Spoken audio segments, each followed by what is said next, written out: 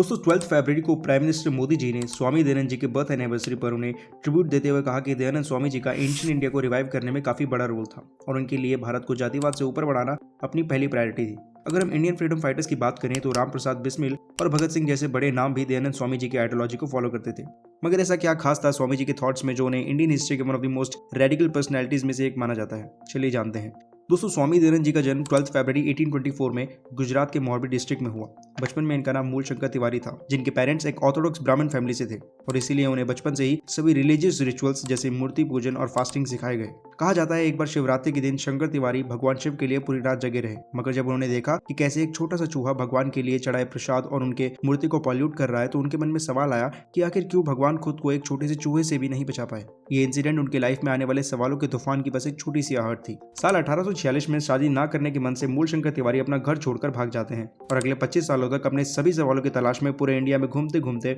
मथुरा आकर एक ब्लाइंड संत विराजानंद स्वामी से मिलते हैं, जो आगे चलकर इन्हें दयानंद नाम देते हैं। विराजानंद स्वामी जी का मानना था कि हिंदुइज्म अपनी असली रूट्स यानी वेदों से हटकर इम्प्योर प्रैक्टिसेस को अपना चुका है, जिसमें एक बड़े रिफॉर्म की जरूरत है और इसीलिए दयानंद स्वामी जी ने आर्य समाज जैसे हिंदू रिफॉर्म मूवमेंट की शुरुआत की, जिसमें उन्होंने सभी ऑर्थोडॉक्स हिंदू प्रैक्टिसेस जैसे आइडल वर्शिप, कास्ट सिस्टम और एस्ट्रोलॉजी जैसे सुपरस्टिशंस को रिजेक्ट कर बैक टू वेदास का स्लोगन दिया। अपने इन्हीं कंट्रोवर्शियल थॉट्स के चलते दयानंद स्वामी जी को असैसिनेट कर दिया गया और 30 अक्टूबर 1883 को दिवाली की सुबह उनकी डेथ हो गई।